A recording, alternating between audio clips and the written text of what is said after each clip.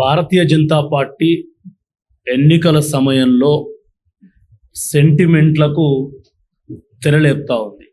10 ఏళ్ళ అధికారంలో ఉన్నటువంటి పార్టీ మేము ఈ 10 ఏళ్లలో దేశాన్ని లేదా ప్రాంతాన్ని ఇంత అభివృద్ధి చేశాము, రేపు మళ్ళీ అధికారం ఇస్తే మా యొక్క మోటో లేదా ప్లాన్ ఇది అని చెప్పాలి. కానీ ఇవాళ ఉన్న వాటిని తీసేస్తామనడము లేదా ప్రజలకు అసలు ఏమాత్రం సంబంధం లేని విషయాలను తెర మీదకి తెస్తా ఉంది.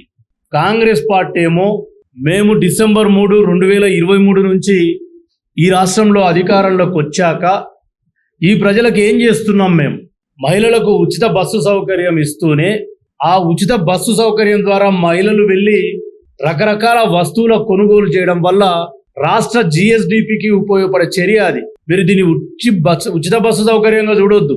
ఇవాళ టిఆర్ఎస్ గవర్నమెంట్లో ఆర్టీసీ మూతపడుతుంది అనుకున్న సమయంలో మేము ఇలా ఆర్టీసీకి జీవం పోస్తున్నాం, నెలకు 374 కోట్లు ఇచ్చి.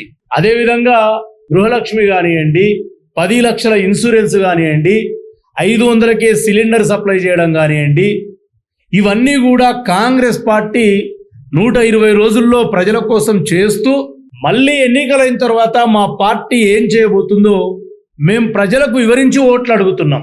కానీ బీజేపీ మాత్రం ఇవాళ మందిరం పేరు మీద భారత అత్యున్నత న్యాయస్థానం సుప్రీంకోర్టు తీర్పు ఇచ్చిన తర్వాతనే అక్కడ మందిరం నిర్మితం అయ్యింది. మోడీ గారి నిర్ణయం వల్లనో లేదా ఇంకొకళ్ళ నిర్ణయం వల్ల కాదు అక్కడ.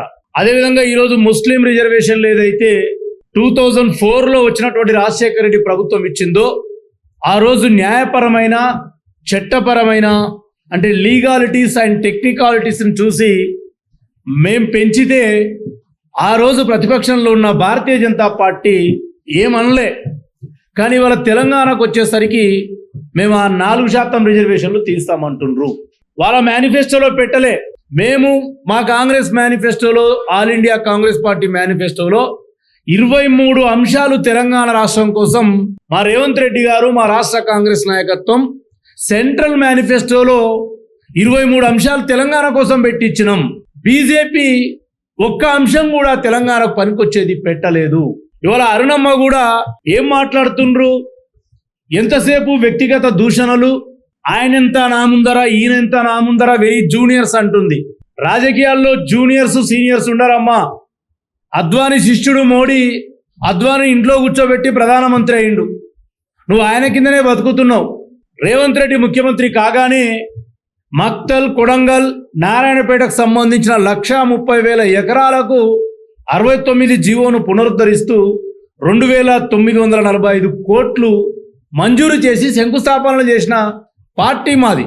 సంగంబండ దగ్గర ఒక 10.8 crores అంటే 10,80,00,000 ఇచ్చి 22,000 ఎకరాలకు నీళ్లు పారడానికి అడ్డంకిగా ఉన్న ఒక బండరాయిని క్షణాల్లో తీపిచ్చి ఓట్లు అడుగుతున్న వ్యక్తి మా వంశీచంద్రెడ్డి గారు. నిన్నగాక మొన్న తన దృష్టికి జిల్లాలో ఉన్న పోలీస్ కానిస్టేబుల్స్ మాకు 5 ఏళ్లుగా మా సరెండర్ అంటే ఒక ఉద్యోగి సంవత్సరం పొడవునా దాచిపెట్టుకున్న సంపాదిత సెలవులకు డబ్బులు ఇవ్వలేదనే మొరపెట్టుకుంటే 24 గంటల్లో 514 మంది కానిస్టేబుళ్లకు సరెండర్ డబ్బులు ఏపిచ్చి ఇవాళ ఓట్లు అడుగుతున్న అభ్యర్థి మా వంశీచంద్రెడ్డి గారు. మేము అభివృద్ధి చేస్తామని చెప్తున్నాం. మేము కాంగ్రెస్ పార్టీ 2004 నుంచి 2014 వరకు ఆ రోజు డిసిసి అధ్యక్షులు ఉమ్మడి జిల్లాకు ఒబేదుల్లా కొత్వాల్ గారు, రాష్ట్రంలో 76 చిన్న తరహా ప్రాజెక్టులు, 23 మధ్య తరహా ప్రాజెక్టులు, 2 పెద్ద ప్రాజెక్టులు. మీకు తెలుసు పెద్ద ప్రాజెక్టులు పోలవరం ప్రాజెక్టు ప్రాణహిత నుంచి చేవెళ్ళ వరకు కాంగ్రెస్ పార్టీ శంకుస్థాపన చేసింది. 26 మధ్య తరహా ప్రాజెక్టులు, కోయిల్సార్ ప్రాజెక్టుకు 3.9 టీఎంసీ నీళ్ళు ఇచ్చే ఒక పథకము, గుర్రంగడ్డ, నెట్టెంపాడు లాంటి గద్వాల్లో ఉన్నటువంటి ప్రాజెక్టులు, అటువంటివి 23 మధ్య తరహా ప్రాజెక్టులు. చిన్న చిన్న లిఫ్ట్ ఇరిగేషన్లు 76 ప్రాజెక్టులు. మేము ఇవన్నీ ప్రజలకు చేసినాం, ప్రాంతాని కోసం చేసినాం. బీజేపీ వచ్చిన ఈ 10 ఏళ్లలో ఏమీ చేయలేదు. కష్టపడి నేను ఆ రోజు జితేందర్ రెడ్డి గారు ఒక సైనిక్ స్కూల్ తీసుకొస్తే నారాయణపేటకి ఇచ్చిన సైనిక్ స్కూల్ మళ్ళీ వాపసు పోవడానికి బీజేపీ కారణమయ్యింది. అలంపూర్ దగ్గర తుంగభద్ర కృష్ణానది సంగమం ఉంటుంది, అక్కడ మీకు తెలుసు 2 నదులు కలిసే ప్లేసు.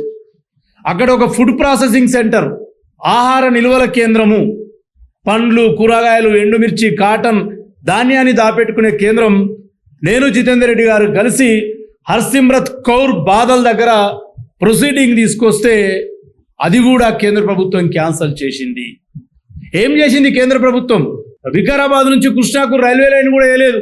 మా రేవంత్ రెడ్డి గారు మొన్న వచ్చిన తర్వాత రైల్వే అధికారులను పిలిపించుకొని వంశీచంద్ర రెడ్డి గారు కూర్చొని దానికి ఇలా ప్రతిపాదనలు, సర్వేలు ప్రారంభించింది కాంగ్రెస్ పార్టీ. కాబట్టి అరుణమ్మ, నువ్వు చేసింది ఏమని ఉంటే చెప్పు, మీ పార్టీ చేసింది ఏమని ఉంటే చెప్పు, లేదా మీ పార్టీ ఏం చేయబోతుందో చెప్పు.